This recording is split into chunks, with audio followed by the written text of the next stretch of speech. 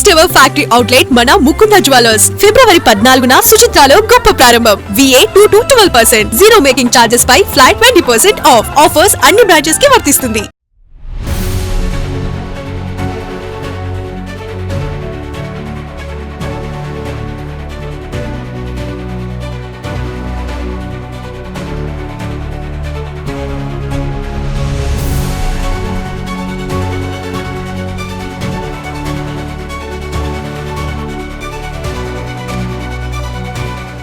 Hi viewers, welcome to Aadhan మరొకోణం. నేను మీ ప్రసాద్. పవన్ బాబుల మధ్య గ్యాప్, దాని తర్వాత ఫిలప్ చేయాలిగా. నిజమేనా, అబద్ధమా, లేకపోతే ఎవరిదైనా కోరిక? విషయం ఏంటి అంటే, ఒక 4-5 రోజులుగా దాదాపుగా అన్ని మీడియాల్లో కూడా బాబు పవన్ల మధ్య గ్యాప్ వచ్చిందా, బాబు గారు ఫోన్ చేస్తే ఫోన్ ఎత్తలేదు, ఎందుకంటే మీటింగ్ కండక్ట్ చేసిన మీటింగ్ రాలేదు, దానివల్ల ఆ మీటింగ్లో ఉన్న నాదెళ్ల మనోహర్ గారిని అడిగినప్పుడు ఆయనేమో నడుము నొప్పితో బాధపడుతున్నారు అని చెప్పేసి అంటే, దాని తర్వాత జరిగిన పరిణామాలు ఇప్పుడు ఆయనేమో గుడుల పర్యటనలో ఉన్నారు. సో అటు తమిళనాడు, కేరళ ఇవంతా కూడా పర్యటన చేస్తూ ఉన్నారు. అందరూ తెలిసే ఉంటుంది పవన్ కళ్యాణ్ గారి పర్యటన గురించి. అయితే గ్యాప్, ఈ గ్యాప్ కోసం ఎదురు చూసేది ఎవరు చెప్పండి?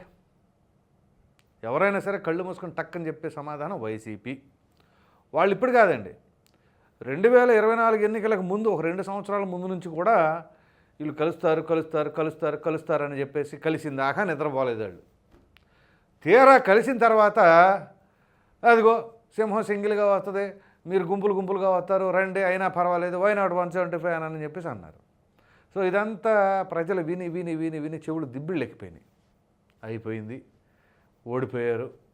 ఓడిపోయిన తర్వాత మరలా కొత్త నినాదం, మేము సింగిల్గా పోటీ చేసాం, వాళ్ళు సింగిల్గా రమ్మను అని చెప్పేసి. కుస్తీ పోటీలా సింగిల్గా వచ్చి కొట్టుకోవడానికి? అది ప్రజాస్వామ్యం అండి, ప్రజల మద్దతు. మీరు సింగిల్గా వచ్చారా, గ్రూప్గా వచ్చారా అని ప్రజలు చూడరు. మీరు మంచి చేశారా లేదా అనేది మాత్రమే చూస్తారు. ఆ లాజిక్ మిస్ అయిపోయి మేము సింగిల్గా వచ్చాం, మీరు సింగిల్గా రండి అని అంటే బాగుందే. సో నా విధానం ఇదే, మీరు కూడా అదే విధానంలో రండి అంటే అది కుదరదు కదా. ఎవరి విధానాలు వాళ్ళకుంటాయి, ఎవరి ప్లానింగ్లు వాళ్ళకుంటాయి, ఎవరి పరిపాలన తీరు వాళ్ళకు ఉంటుంది. అంతేగాని మీరు తీసుకెళ్ళి వాళ్ళ మీద రుద్దితే ఎలాగా? ఇవన్నీ ప్రక్కన పెడితే మొన్న ఎన్నికల్లో ఆ ఘోర ఓటమిని చవి చూసిన తర్వాత వాళ్ళకి అర్థమైంది కదా, కలిసి వస్తే మాత్రం మన వల్ల కాదురా నాయన. పైకి ఎన్ని మాటలు చెప్పినా పైకి చెబుతారు, ఏముంది, మీరు ఎంతమంది వచ్చినా రండి పర్వాలేదు, మేము సింగిలే అంటారు. కానీ అక్కడ కట్ చేస్తే అసలు వాస్తవం తెలిసి గుండెల్లో బాధ, భయం అన్నీ ఉంటాయి. వామ్మో నిజంగానే కలిస్తే మనకి ఇబ్బంది ఏమో అని చెప్పేసి. అందుకనే 2022-21 ముందు అప్పుడు ఆ సమయంలోనే వాళ్ళు కలుస్తారు అన్నారు. కలిసిన దాకా నిద్రపోలేదు, మరి వాళ్ళే కలిశారు కదా. తీరా ఇప్పుడేంటి, కలిశారు బ్రహ్మాండంగా, ఒకరికొకరు కోఆపరేషన్తో ప్రభుత్వాన్ని నడిపిస్తూ ఉన్నారు. చక్కగా సఖ్యతగా డెవలప్మెంట్ ఏ విధంగా చేయాలి, ప్రజల సమస్యలను ఎలా పరిష్కరించాలి అని చెప్పేసి ఎవరి కోవలో వాళ్ళు, ఒకరు జనవాణి అని, ఇంకోళ్ళు ప్రజా దర్బార్ అని వాళ్ళ కార్యక్రమాలు నిర్వహించుకుంటూ పోతుంటే ఎక్కడ అవకాశం దొరికిద్దా పవన్ కళ్యాణ్ గారు మీటింగ్కి వెళ్ళా, అమ్మ పవన్ కళ్యాణ్ మీటింగ్కి వెళ్ళడా, చంద్రబాబు నాయుడు గారు అంటే లెక్కలేదా పవన్ కళ్యాణ్ గారికి అనేది ఒక వార్త. ఫోన్ చేశాడు, ఫోన్ ఎత్తలేదా? ముఖ్యమంత్రి గారు ఫోన్ చేస్తే ఆయన after all deputy CM phone ఎత్తడా? ఈ టైప్ అనమాట, కొత్త స్టోరీలు తీసుకురావటం. అసలు సీఎం బాగానే ఉన్నారు, డిప్యూటీ సీఎం బాగానే ఉన్నారు, ఏదో కందకలేని దొరక కత్తిపెట్టకింది. కానీ వీళ్ళు అసలు లేనిపోయిన మసాలాలు బాగా కలిపేసి చివరికి అబాస్ పాలైపోతున్నారు. అది అర్థం చేసుకోవట్లా. అంటే వాళ్ళ కెపాసిటీ మాకు సాలట్లేదు, వాళ్ళని ఓడించలేకపోతున్నాం అని చెప్పేసి ఇండైరెక్ట్గా చెబుతున్నారు కదా. మరలా ఇప్పటికి ఏం చెబుతున్నారు, జగన్మోహన్ రెడ్డి గారు మీటింగ్ పెట్టేసి జగన్ 2.0 30 years అంటున్నారు. ఇక అంతే, వెనకాల టీం మళ్ళీ మొదలు 30 years మేము వచ్చేస్తాం, సప్త సముద్రాల అవతలన్నా తీసుకొచ్చేస్తాం. మీరు వచ్చేది ఎందుకు? సప్త సముద్రాల అవతల ఉన్న వాళ్ళని తీసుకురావడానికా? కాదు కదా. మంచి పరిపాలన అందిస్తామని చెప్పేసి చెబితే ప్రజలు ఏమైనా సరే ఆలోచించడానికి అవకాశం ఉంటుంది. ఆలోచించడానికి, గుర్తుంచుకోండి, గెలిపించడానికి కాదు, ఆలోచించడానికి ఒకసారి ఓటేద్దామని. అలా కాకుండా ఇదిగో మళ్ళీ 30 years అన్నారనుకోండి, ఏదైతే వైనాడు 175 అన్నప్పుడు చెవలు ప్రజలకి ఏ విధంగా అనిపించిందో మరలా అదే భావన అయితే వాళ్ళకి పునరావృతం అయ్యే అవకాశం ఉంటుంది. ఇప్పుడు వీళ్ళు నిజంగా గ్యాప్ ఉందా లేదా అని అంటే ఎందుకు ఉంటుందండి గ్యాపు? పవన్ కళ్యాణ్ గారు పలు సందర్భాల్లో చెప్పారు, అసెంబ్లీ సాక్షిగానే చెప్పారుగా, 10 ఏళ్ల పాటు చంద్రబాబు నాయుడు గారు సీఎంగా ఉండాలి అని చెప్పేసి అసెంబ్లీ సాక్షిగా, అది రికార్డులోకి తీసేసేది కాదు. అసలు పవన్ కళ్యాణ్ గారు ఎక్కడికి వెళ్ళినా కానీ మీడియా ప్రక్కనే ఉంటుంది కదండి. ఇంకా ఆయన మాట్లాడేది ఆఫ్ ద రికార్డ్ ఎక్కడ ఉంటుంది, ఏది ఉన్నా డైరెక్టే. సో దాని తర్వాత కూటమి 15 ఏళ్ళు కలిసి ఉండాలన్నారు. ఇంకా అంతకంటే క్లారిటీ ఏం కావాలి? ఇలాంటి చిన్న చిన్న వాటికి ఆయన ఏమన్నా అలిగి బయటికి వెళ్ళిపోతారా? ఆయన అంత తేలిగ్గా అంచనా వేసే మనిషి అంటారా పవన్ కళ్యాణ్ గారు అంటే? అంత తేలిగ్గా అంచనా వేసేవాళ్ళు అయితే వైసీపీ ఈ విధంగా బోర్లు పడదు. ఆయన తేలిగ్గా అంచనా వేయకండి ఎవరైనా సరే. ఆయన మామూలు వ్యక్తి కాదండి. అఫ్కోర్స్ 2019లో ఓటమి పాలు కావచ్చు, ఆ ఓటమి నుంచి ఎన్నో పాఠాలు నేర్చుకున్నారు ఆయన. సో ఆయన వేసే ప్రతి అడుగు, మాట్లాడే ప్రతి మాట, ప్రతి దానికి అన్ని 360 డిగ్రీస్లో ఆలోచించి ఏ విధంగా ఉంటుంది అని చెప్పేసి ఒక కంక్లూజన్కి వచ్చిన తర్వాత ఆచరణలోకి ఆయన వస్తున్నారు. అది గమనించండి, తీక్షణంగా గమనించే వాళ్ళకి తెలుస్తుందా ఆయన వ్యవహార శైలి ఏ విధంగా ఉంటుంది అనేది.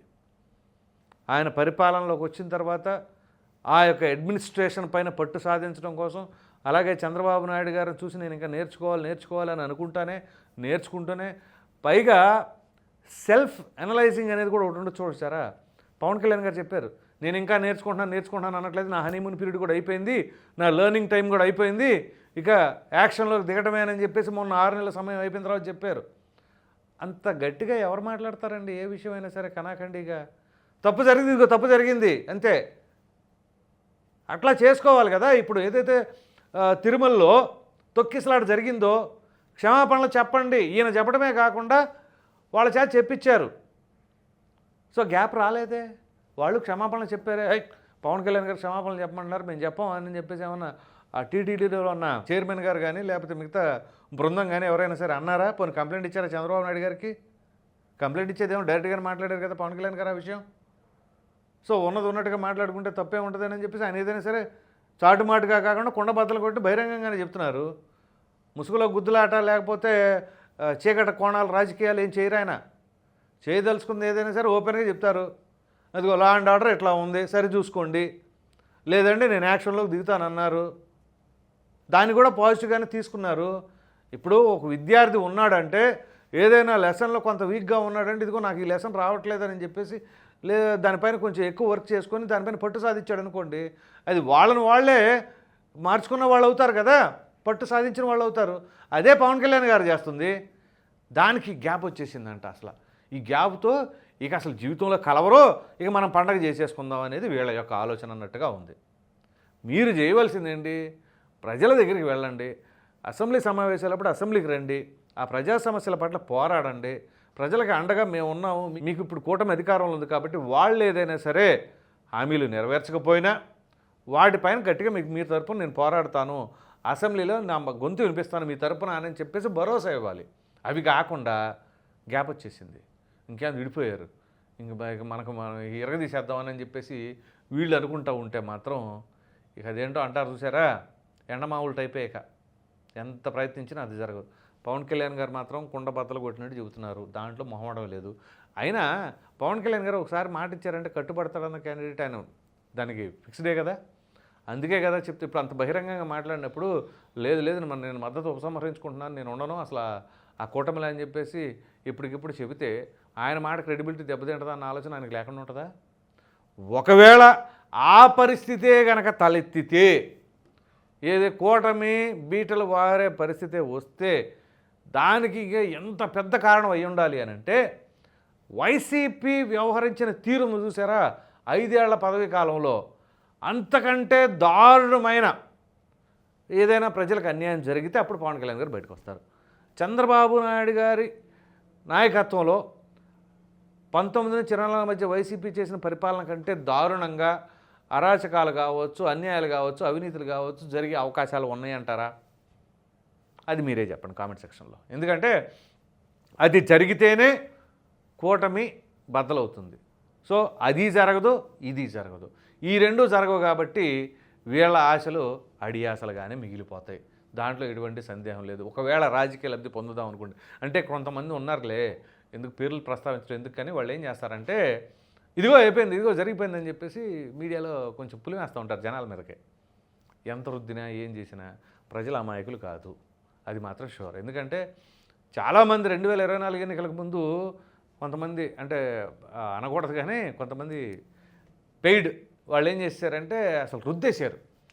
అసలు మామూలుగా కాదు, ఎంత తక్కువ వేసుకున్నా 130, 140 వైసీపీకి వస్తాయని చెప్పేసి. అరే వాస్తవాలు ప్రజలేం పిచ్చోళ్ళ అలా రుద్దెత్తే వాళ్ళ మైండ్ సెట్ మారిపోద్దా? మళ్ళీ జగన్మోహన్ రెడ్డి గారు గెలుస్తున్నారంట కదా, ఇంక ఏముందిలే జగన్మోహన్ రెడ్డి గారికి అర్థం లేదని చెప్పేసి అనుకోవటానికి. మీరు బలవంతాన గన్ను ఇక్కడ పెట్టి తీసుకెళ్ళి బౌలింగ్ బూత్లో నిలబెట్టినా వాళ్ళు మాత్రం వేయరు. మేము ప్రాణాలు అర్పించడానికైనా సిద్ధమే అనే టైపులో తయారయ్యారు. అది మొన్న ఓటింగ్ల సమయంలో గుర్తుంచుకోండి, జరిగింది అదే. అసలు ఎంత దారుణం, గన్ను అంటే నేను నిజంగా గన్ను అని కాదు దాని ఉద్దేశం. అంత కసితో ఉన్నారు ప్రజలు. హైదరాబాద్ నుంచి ఏ రకంగా వచ్చారండి జనాలు ఆంధ్రాకి? ఏదో అక్కడ బంగారం పంచుతున్నారంట ఫ్రీగా అంటే వెళ్తారు చూసారా, ప్రాణాలు సైతం లెక్క చేయకుండా అన్నట్టు ఆ రకంగా వెళ్ళారు. సొంత డబ్బులు ఖర్చు పెట్టుకొని మరి ఏ రాజకీయ నాయకుడు ఇదిగో నేను డబ్బులు ఇస్తాను ఛార్జీలకి మీరు రండి ఓటేయండి అని పనిలే. మీరు డబ్బులు ఇవ్వకుండా అసలు మీతో మాకు సంబంధం లేదు, మేము వస్తాం మా ఓటు వేస్తాం అని చెప్పేసి గంటాపదంగా చూపించారు.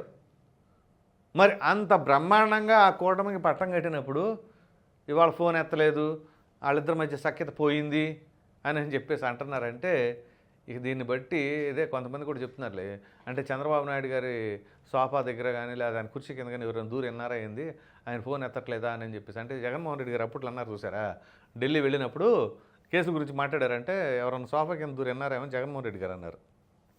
సో దానికి కౌంటర్గా ఈ రకమైన మాటలు ఉంటాయి, కానీ ఎవరి సోఫాల కింద ఊరు దూరే పరిస్థితులు ఉండవు, కానీ వాస్తవానికి దగ్గరగా ఉన్నాయి మాట్లాడుకోవాలా.